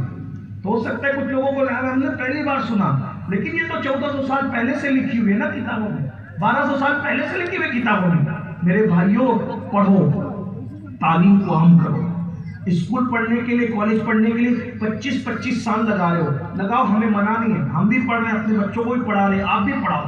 ہم تو کہتے ہیں اگر دوسری قوموں کے کندھے سے کندھا لگا کر کے بیٹھنا ہے، چلنا ہے اور عزت کے ساتھ جینا ہے، تعلیم عام کرو، دنیاوی ایجوکیشن اتنا عام کرو کہ گریجویٹ سے کم ہمارا کوئی بچہ بچی نہیں رہنا چاہیے، لیکن اسی کے ساتھ مذہبی تعلیم بھی ہمارے بچوں کو اتنی ہونا چاہیے کہ اگر گھر میں بچہ پیدا ہو تو اذان بھی ہم خود ہی دیں، اور کسی کا انتقال ہو جائے تو جنازہ بھی ہم خود ہی پڑھائیں۔ اتنا علم اپنے گھر والوں کو دو۔ آپ تو فاتحہ کے لیے بھی ڈھونڈتے ہو کہ مؤذن کدھر ہے، آپ تو گھر میں اذان دینے کے لیے بھی بچہ پیدا ہوتا، بچہ پیدا ہوا آپ کے گھر میں اور انتظار ہو رہا ہے کہ کوئی آئے گا تو اذان دے گا۔ اقبال نے کہا تھا دی اذانیں کبھی یورپ کے کلیساؤں میں اور افریقہ کے تپتے ہوئے صحراؤں میں، دشت تو دشت ہے دریا بھی نہ چھوڑے ہم نے، بحر ظلمات میں دوڑا دیے گھوڑے ہم نے۔ انہوں نے جب افریقہ کے صحراؤں میں اور انہوں نے جب اللہ اکبر جب وہ کلیساؤں میں اذان پڑھی تھی، ارے وہ کلیساؤں میں اذان پڑھنے والے تھے وہ جوان، اور تجھے کیا ہو گیا؟ تو اپنے بیٹے کے کان میں اذان پڑھنے کے قابل نہ رہا، اپنے بچے کے کان میں اذان پڑھنے کے قابل نہ رہا۔ مسلمان تو کدھر ہے؟ تیری بربادی کے لیے اتنا کافی نہیں کہ تو اپنے بچے کے کان میں اذان نہیں پڑھ سکتا۔ ارے بچے کے کان میں تو دور کی بات، شادی اور نکاح ہوتی ہے، شادی ہوتی ہے اور نکاح ہوتا ہے۔ تو میں نکاح پڑھانے جاتا ہوں، میں کبھی دولہے کے ہاتھ میں مائک نہیں دیتا، میں اپنی ہاتھ میں لے کے اس کو کلمہ پڑھاتا ہوں تاکہ دولہے کی آواز دور تک نہ جائے۔ کیوں پتہ ہے؟ کلمہ پڑھاؤ تو اس کو کلمہ پڑھنا بھی نہیں آتا، تو مجھے احساس ہوتا ہے یا اللہ یہ خوشی کے ماحول میں میرے پڑھانے پر بھی کلمہ نہیں پڑھ پا رہا ہے، تو جو شادی کے موقع پہ قاضی کے پڑھانے سے کلمہ نہ پڑھ سکے، اس کی موت کے موقع پہ اس کی زبان پہ کیا کلمہ آئے گا؟ اور یہ کیا کرنا پڑے گا مطلب جو شادی کی خوشی میں قاضی کے پڑھانے پہ صحیح کلمہ نہیں پڑھ سکتا، وہ موت کے اضطراب میں کیا کلمہ پڑھ سکے گا؟ اس کا فکر کون کرے گا؟ تمہیں کرنا ہوگا۔ یہ جلسے ہنسانے کے لیے نہیں، یہ جلسے رلانے کے لیے، یہ جلسے تمہیں خوش فہمی میں مبتلا کرنے کے لیے نہیں، یہ جلسے تمہیں بیدار کرنے کے لیے، احتساب کے لیے ہے۔ آج وہ انگریزی تعلیم بھی عام ہو، لیکن انگریزی تعلیم اپنی تہذیب کے سانچے میں ڈھال کر کے حاصل کرو۔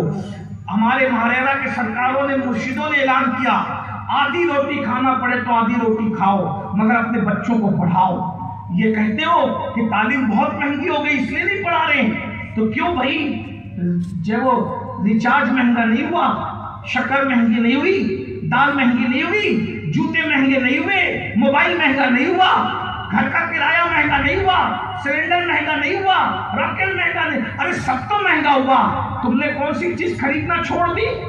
कपड़े महंगे होने पे कपड़े बनाना छोड़ दिए, जूते महंगे होने पे जूते खरीदना छोड़ दिया, रिचार्ज महंगा होने पर तुमने मोबाइल में रिचार्ज करना छोड़ दिया। सब महंगा जब उसका मुकाबला कर रहे हो तो तालीम महंगी होगी तो कौन सी बड़ी बात हो गई? जब हर महंगी चीज से मुकाबला कर रहे हो तो तालीम महंगी होगी तो भी अपने बच्चों को पढ़ाओ। 2 रोटी की बजाय 1 रोटी खाओ, 12 घंटे मेहनत करो, 8 घंटे की बजाय 12 घंटे, 12 की बजाय 14, 16 घंटे मेहनत करो। 10 साल एजुकेशन को दे दो, 10 साल तालीम को दे दो, 10 साल इल्म में मेहनत कर लो, आने वाला वक्त बदलेगा। लोग कह रहे हैं हम अपने बच्चों के हाथ में तलवार देंगे, हमने कहा तुम जानो, हम अपने बच्चों के हाथ में कलम देंगे, इसलिए कि तलवार उठती है तो आबादी वीराने में तब्दील होती है, और जब कलम उठता है तो वीराने आबाद हो जाते हैं। इस्लाम बर्बाद करने नहीं, आबाद करने आया है। इसलिए आप सब मेहनत करो। और जो लड़के 10वीं पढ़ के 12वीं पढ़ के जो तालीम छोड़ चुके हैं, मैं उनसे हाथ जोड़ के कहता हूँ, मेरे भाइयों, मेरे नौजवानों, मेरे बच्चों, आप ऑनलाइन तालीम हासिल कर सकते हो, आप पार्ट टाइम निकाल करके तालीम हासिल कर सकते हो, आप घर में बैठे हुए कोर्सेज कर सकते हो। घर में बैठे मत रहो। अपना मजहब कहता है, क्या कहता है अपना मजहब? उतलुबुल इल्म मिनल महद इलल लहद, माँ की गोद से कब्र में जाने तक इल्म हासिल करो। बैठना नहीं है, इल्म की कोई हासिल करने की कोई उम्र नहीं होती। रोज पढ़ो, रोज पढ़ो। मुर्दे में और जिंदा में फर्क क्या है बताऊं? मुर्दा और जिंदा में फर्क क्या है? मुर्दा लिखता नहीं है, जिंदा लिखता है। जिसके हाथ में कलम है वो जिंदा है, जिसके हाथ में कलम नहीं है वो मुर्दा है। ये सिर्फ मैं नहीं कह रहा हूं, हिंदुस्तान का बादशाह बहादुर शाह जफर ने एक गजल लिखी थी, खूबसूरत गजल। उसने इस फलसफे को बयान, देखो बादशाह कितना पढ़ा लिखा था और तुम्हें अकल नहीं आ रही। वो बादशाह इतना पढ़ा लिखा था, क्या फिक्र पेश करता है। बादशाह कहता है, अल्लाह अकबर, आंधियां गम की चलेगी तो समझ जाऊंगा, आंधियां गम की चलेगी तो समझ जाऊंगा, और तेरी जुल्फे नहीं हूं कि मैं बिखर जाऊंगा। लखनऊ में शेर पढ़ रहा हूँ बहादुर शाह जफर का, दिल्ली में लिखा हुआ शेर लखनऊ में पढ़ा। जब हम शेर पढ़ते हैं लोग चुप रहते हैं, तब उनको ताना देते हैं राजस्थान में, गुजरात में, कि ये शेर लखनऊ में पढ़ा होता तो लोग समझते। हाय, लखनऊ से भी इल्म रुखसत हुआ है। कहाँ गया वो फिरंगी महल का इल्मी शबाब है? कहाँ गया अल्लाह अकबर वो शाह मीना रहमतुल्लाह ताला अलैह के इल्मी रोब और दबदबे की रमक और दमक? कहाँ गया अल्लाह अकबर वो लखनऊ के बड़े बड़े मुफ्तियों की अल्लाह अकबर फजल खैराबादी जैसे के फतवे की रमक और दमक आज तक जो पूरी दुनिया में महसूस की जा रही है, वो लखनऊ ही का तो हिस्सा था। अल्लाह अकबर, मुल्ला निजामुद्दीन के इल्म की रमक कहाँ गई? जो कौम जिसके इल्म, जिसकी तहजीब, जिसका तमद्दुन, जिसके शेर की शेर फहमी पूरी दुनिया में ज़रबुल बसल है, आज वो कौम शेर समझने से भी आरी हो गई, इतना इल्मी फुकदान हो गया। लेकिन बारह में पढ़ के रुखसत हो रहा हूँ, मैं बात पूरी कर रहा हूँ। जब वो बहादुर शाह जफर ने कहा था, कहते हैं आंधियां गम की चलेंगी तो समझ जाओ। देखो आंधी चलने पे लोग बिखरते हैं, बहादुर शाह जफर की फिक्र देखो।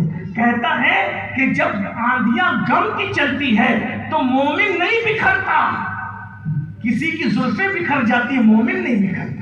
मोमिन तो संवरने के लिए कहते हैं आंधियां गम की चलेंगी तो संवर जाऊंगा, तेरी जुल्फे नहीं हूं कि मैं बिखर जाऊंगा। और कहते हैं मुझको सूली पे चढ़ाने की जरूरत क्या है? बहादुर शाह जफर कह रहे मुझको सूली पे चढ़ाने की जरूरत क्या है? मेरे हाथों से कलम छीन लो, मर जाऊंगा। मेरे हाथों से कलम छीन लो। पता चला मोबाइल लेके जीने वालों, मोबाइल में जिंदगी नहीं है, जिंदगी तो कलम में है, जिंदगी तो किताब में है, जिंदगी तो एजुकेशन में है। उठो, एक हौसले के साथ उठो, खुद भी पढ़ो, बच्चों को भी पढ़ाओ। कम से कम کم گریجویٹ ہونا چاہیے ہر بچہ بچی، اور علم دین اتنا ہو کہ قربانی کے موقع پہ مولانا مت ڈھونڈو، تمہارے جانور قربانی کے اپنے ہاتھ سے ذبح کر سکو۔ میرے بھائیوں تو کہا تھا، آگے پھر سن لیجیے، اچھا کلام ہے، یاد آ گئی بہادر شاہ ظفر کی تو کہہ رہا ہوں، مجھ کو سونی پہ چڑھانے کی ضرورت کیا ہے، میرے ہاتھوں سے قلم چھین لو مر جاؤں گا، تجھ سے بچھڑا تو یہ نہ پوچھ کدھر جاؤں گا، تجھ سے بچھڑا تو یہ نہ پوچھ کدھر جاؤں گا، اور میں تو دریا ہوں سمندر میں اتر جاؤں گا، اور میں ظفر ہوں مجھے کوئی مٹا سکتا ہی نہیں، میں ظفر ہوں مجھے کوئی مٹا سکتا ہی نہیں، ارے میں تو شاعر ہوں کتابوں میں بکھر جاؤں گا، میں تو شاعر ہوں۔ پتا چلا جو قوم علم کے ذریعے سے زندہ رہتی ہے اسے کوئی مار نہیں سکتا۔ آج امام احمد رضا کے ڈنکے بج رہے ہیں، صرف علم کی بنیاد پہ بج رہے ہیں، فضل خیر آبادی کے ڈنکے بج رہے ہیں، علم کی بنیاد پہ بج رہے ہیں۔ امام بخاری کا ذکر آج بھی اگر محفلوں میں لیا جاتا ہے علم کی خدمات کی بنیاد پر، امام کشیری کا نام لیا جاتا ہے رسالہ کشیریہ کی بنیاد پہ، غریب نواز کا نام لیا جاتا ہے علمی خدمات کی بنیاد پہ۔ میرے بھائیو آؤ علم کی طرف، اس جلسے سے علم کا پیغام لے کر کے جاؤ۔ ارے بات یہ بھی کہہ دوں، باپ کے ایصال ثواب پر لوگوں کو کھانا کھلانے سے اس وقت زیادہ ضرورت یہ ہو گیا ہے کہ بچوں کو قلم دے دو، بچوں کو کتاب۔ کھانا کھلانے کا منکر نہیں ہوں، بالکل کھلاؤ، لیکن یاد رکھنا ہر دور کی ضرورتیں جدا ہوتی ہے، ہر دور کی جو وہ اہمیتیں الگ الگ ہوتی ہیں۔ لوگ کہتے ہیں اگر قلم دیں گے تو کیا ہوگا؟ میں نے کہا ہمارے مرشد سرکار مخدوم اشرف جہانگیر سمنانی نے اس کی اہمیت کو بتایا۔ ان کے ملفوظات ہیں لطائف اشرفی، اس میں وہ ایک قرآن کی آیت کی تفسیر بیان کرتے ہیں، تفسیر صوفیانہ، کیونکہ قرآن کی ایک ایک آیت کی 70 ہزار تفسیریں ہیں نا، تو وہ کہتے ہیں سورۃ النبا کی آخری آیت ہے وَيَقُولُ الْكَافِرُ يَا لَيْتَنِي كُنتُ تُرَابًا۔ غور کرنا، لوگ کہتے ہیں مدرسے میں کیوں دے، تعلیم پہ کیوں خرچہ کرے؟ میں نے کہا کیوں کرے وہ سمجھو۔ لوگ یہ چاہتے ہیں، ایک بار آپ کو بتاؤں، ہمارے یہاں کچھ ہمارے ہی لیڈر لوگ چاہتے ہیں کہ ہماری قوم نہ پڑھے۔ لیڈر سے مراد کون؟ صرف سیاسی لیڈر نہیں، کچھ مذہبی لیڈر بھی چاہتے ہیں کہ قوم نہ پڑھے۔ وجہ کہ جب تک قوم نہیں پڑھے گی تو ان کی دکانداریاں چلتی رہیں گی، قوم بیوقوف تبھی تک بنتی رہے گی۔ پیروں کو سجدہ کون کرے گا؟ جاہل ہوگا تو کرے گا نا، عالم ہوگا تو اس نے کب پیر کو سجدہ کرنا ہے؟ عالم ہوگا تو وہ کہے گا میں تو رسول اللہ کو بھی سجدہ کرنے کو حرام سمجھتا ہوں، عالم کہے گا۔ سن لیجئے، اس لیے کہ اس کو پتا ہے کہ نبی کی محبت بھی حدود شرع میں ہو تو کام دیتی ہے، اور شریعت کی حدیں توڑ دو تو نبی کی محبت بھی کام نہیں دیتی، کہ وہ غیر المغضوب کے شرط جو ہے وہ اس کا مصداق بنا دیتے۔ اور عیسائیوں کو غیر المغضوب کیوں کہا گیا، مغضوب ان کو کیوں کہا گیا؟ اس لیے کہ نبی کی محبت میں نبی کو خدا کا بیٹا کہہ دیا، کام آئی محبت۔ جب نبی کی محبت بھی حدود شرع میں رہنا چاہیے تو یہ کون کرے گا؟ پڑھا لکھا ہے۔ دیکھ لیجئے، جاہل اپنے پیر کو تک سجدہ کرتا ہے، جاہل مزار کو تک سجدہ کرتا ہے، لیکن عالم نبی کے جلووں کو دیکھ کے کہتا ہے پیش نظر وہ نوبہار، سجدے کو دل ہے بے قرار، اور عشق تو کہہ رہا ہے کہ سجدہ کرو مگر نہ روکیے، سر کو روکیے، ہاں یہی امتحان ہے۔ یہ عالم کی بولی ہے۔ تو سیاسی لیڈر بھی بات چاہتے ہیں کہ ان کی دکان چلتی رہے تاکہ تم نہ پڑھو، بعض مذہبی لیڈر بھی چاہتے ہیں کہ تم نہ پڑھو، لیکن یاد رکھنا ہم کسی لیڈر کے متبع نہیں ہیں پابند، ہم تو اپنے نبی کے فرمان کے تابع ہیں۔ پڑھو، خوب پڑھو، علم کو عام کرو۔ ہمارے مرشد مخدوم اشرف جہانگیر سمنانی رضی اللہ تعالیٰ، میں صرف نقل کر رہا ہوں ناقل کی حیثیت سے، فرماتے ہیں کہ قرآن کی آیت ہے نا، عرض کر دوں نا، میں تو بات تقریر میری ختم ہو گئی ہے، تو میں صرف مدارس پہ آپ کو توجہ دینے کے لیے کہہ رہا ہوں، علم پہ توجہ دینے کے لیے کہہ رہا ہوں۔ مرشد کہتے ہیں قرآن کی آیت ہے وَيَقُولُ الْكَافِرُ يَا لَيْتَنِي كُنْتُ تُرَابًا۔ کیا اس دن قیامت کے دن کافر کہیں گے یا لیتنی کنت تراب، کاش کہ ہم مٹی ہو، تراب کہتے ہیں مٹی کو، کاش کہ ہم کیا ہو جاتے؟ مٹی ہو جاتے۔ ہم کیا ہو جاتے؟ بولے بھائی کیا ہو جاتے؟ لکھنؤ والوں کیا ہو جاتے؟ مٹی ہو جاتے ہیں. دلی اور لکھنؤ میں یہی فرق ہے. دلی والے مٹی کہتے ہیں, لکھنؤ والے مٹی کہتے ہیں. اب کیا کہتے ہیں مجھے نہیں پتا, لیکن بہرحال ہم نے جو کتاب پڑھا وہ ایسا ہی پڑھا ہے کہ دلی والے مٹی کہتے ہیں, آپ مٹی کہتے ہیں, اس لیے ہم مٹی کہہ رہے ہیں. اور گھر پہ بھی ہم مٹی کہتے ہیں اس لیے کہ زیادہ فصیح لوگ کہتے ہیں یہی ہے. بہرحال سنیے, توجہ ہے آپ کی. کافر کیا تمنا کریں گے, کاش ہم تراب ہو جاتے, مٹی ہو جاتے. مٹی کیوں ہو جائیں؟ مٹی ہو جائیں گے تو اللہ کا عذاب ہی نہیں ملے گا. اللہ کے عذاب سے بچنے کا طریقہ اس دن کیا ہے ان کے پاس؟ مٹی ہو جاتے ہیں. وہ تمنا یہ ہے قرآن کی تفسیر, آیت کا ترجمہ.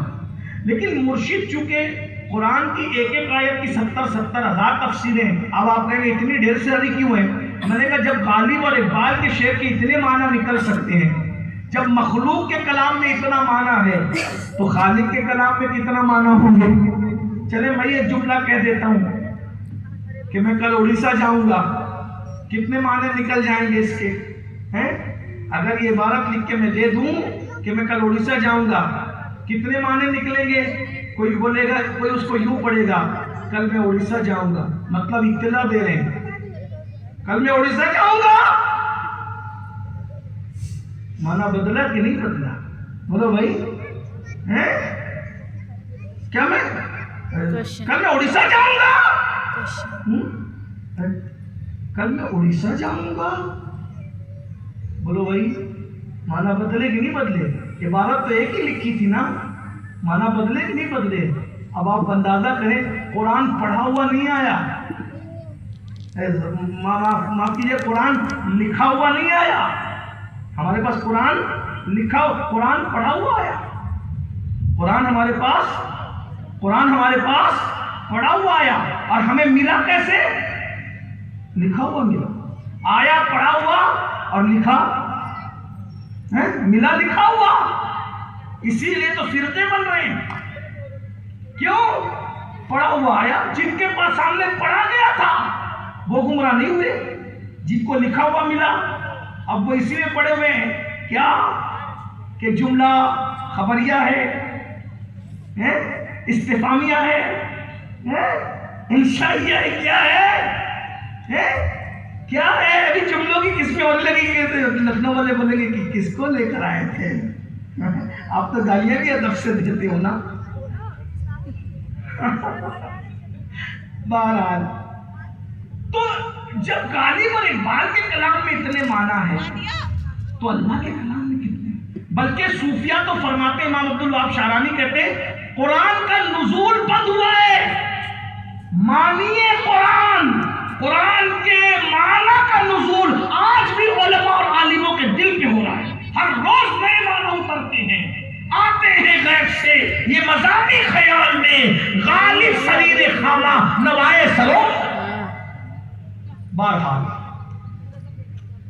مرشد کہتے ہیں, سرکار مخدوم اشرف جہانگیر سمنانی کہتے ہیں کہ اس کا ایک معنی یہ بھی ہے کہ ایک کافر تھا, اس کا نام تراب تھا, اور وہ تراب قیامت کے دن جنت میں جا رہا ہوگا. تو دوسرے کافر اس کو دیکھ کے کہیں گے او تراب تو بھی کافر, ہم بھی کافر, کافر ہونے کی وجہ سے ہم جہنم میں جا رہے ہیں, تو جنت میں کیسے جا رہے ہیں؟ تو تراب جواب دے گا کافر ہوں نہیں, کافر تھا. کافر, توجہ ہے آپ کی, وسیع میں بات پوری ہو رہی ہے. کافر ہوں نہیں, کافر تھا. تو کافر تو ہمارے سامنے مرا, ہم نے تجھے سب کوئی کرتے دیکھا, لیکن تو مومن ہوا کب؟ تو وہ کہتا ہے کہ جب میں مرنے لگا تو مرتے وقت مجھے ایمان کی دولت ملی, اور مرنے کے بعد اللہ مجھے جنت بھیج رہا ہے. تو اب تو نے کیا کیا تھا؟ تو تو نے کچھ تو کیا ہوگا. کیا کیا تھا؟ اس نے کہا ہاں یہ بات ہے. کیا کیا تھا؟ کہ میں رستے سے جا رہا تھا, ایک طالب علم لکھ رہا تھا, اس کا قلم گر گیا, میں نے گرے ہوئے قلم کو طالب علم کو اٹھا کر دے دیا. بس یہ قلم اٹھا کر کے طالب علم کو میں نے دے دیا. وہ اللہ کو یہ ادا اتنی پسند آئی کہ مرنے سے پہلے ایمان دیا, مرنے کے بعد جنت عطا کر رہا ہے. کس عمل پہ؟ طالب علم کو قلم اٹھا کے دینے کی وجہ سے. اپنا قلم نہیں دیا, اپنے جیب سے نہیں دیا, خرید کے نہیں دیا, اسی کا قلم نیچے گرا تو اٹھا کے دے دیا. تو مرنے سے پہلے ایمان اور مرنے کے بعد جنت. تو جو خرید کر کے دے گا اللہ اس کو کیا عطا کرے گا؟ جو اپنے پاس سے قلم دے گا اللہ اس کو کیا عطا کرے گا؟ جو کسی کی پڑھائی کو اپنے ذمے پہ لے لے گا اللہ اس کو کیا عطا کرے گا؟ لے لیجئے نا. جب تک بچہ حافظ نہیں بنے خرچہ میں دوں گا, عالم نہیں بنے خرچہ میں دوں گا, ڈاکٹر نہیں بنے پورا خرچہ میں اٹھاؤں گا, انجینئر نہیں بنے پورا خرچہ. بھائی غریبوں کے بچوں کو پڑھاؤ, کیونکہ کبھی کبھی غریبوں کے بچے اتنے ذہین ہوتے ہیں جہاں مالداروں کے بچے پہنچنے کا تصور نہیں کرتے, اس سے آگے غریبوں کے بچے نکل جاتے ہیں. آپ نے اے پی جے عبد الکلام کا نام سنا ہے, ہمارے ملک کے سابق صدر جمہوریہ. اتنے غریب گھر کا بندہ تھا کہ جب ایگزام کا رزلٹ آیا تو باپ نے کہا میں تجھے نہیں پڑھا سکتا, میں تجھے نہیں پڑھا سکتا, میرے پاس حیثیت نہیں ہے. پتہ ہے دادا نے کہا میں پڑھاؤں گا. کیسے پڑھاؤں گا؟ تیری پھپھی اور تیری دادی کے زیور بیچ دوں گا تجھے پڑھانے کے لیے. زیور کب تک کام آ سکتے تھے؟ چند دنوں کے بعد زیور کی رقم ختم ہو گئی. عبد الکلام نے سگنلوں پر اخبار بیچے اور اخبار بیچ کر جو رقم ملتی تھی اس کو جمع کرتے تھے اور اسکول کی فیس بھرتے تھے. پتہ ہے جو سگنلوں پر اخبار بیچ کر کے اسکول کی فیس بھرتا تھا وہ غریب کا بچہ اتنا آگے بڑھا کہ ہندوستان کا صدر جمہوریہ بن گیا. ایٹمی طاقت ہندوستان کو دینے والا یہی بندہ ہے. آپ کے پاس اللہ نے ٹیلنٹ بہت دیا ہے. اپنی غربت کو اپنی ترقی کے راستے میں کبھی رکاوٹ مت سمجھنا. غربت رکاوٹ نہیں ہے, احساس کمتری رکاوٹ ہے. ستاروں کے آگے جہاں اور بھی ہے ابھی عشق کے امتحان اور بھی ہے. تو شاہی ہے پرواز کام تیرا, تیرے سامنے آسماں اور بھی ہے. تعلیم پہ محنت کرو, توجہ کرو, علم دین بھی آگے جو ہے وہ سیکھنے کی کوشش کرو, علم دنیا بھی سیکھنے کی کوشش کرو, اور ساتھ ہی ساتھ نمازوں کی پابندی کرو. گفتگو کے درمیان کوئی غلطی ہو تو اللہ تعالیٰ معاف کر دے. استغفر اللہ ربی من کل ذنب و اتوب الیہ وما علیہ الا البلاغ. السلام علیکم.